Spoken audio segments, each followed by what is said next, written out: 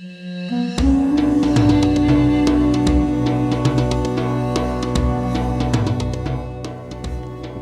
is a modern interpretation of a Chinese Ming dynasty daybed. I saw this in a book, and there are some technical drawings associated with the image, and it showed how the joinery is made.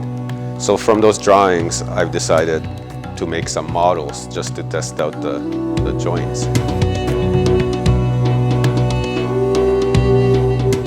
Having made this daybed, I am in awe in the type of technical skills that are needed to do this kind of project, and that this was done in 17th century China, and we don't know about it today. So doing this kind of project is almost like an homage to those who had done it before.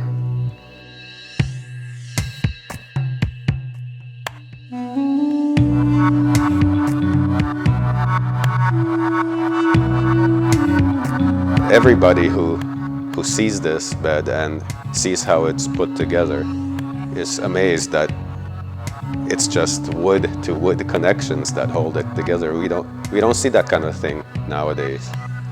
And once the bed is assembled, it becomes strong of itself just by the fact that the wood is connected together on its own.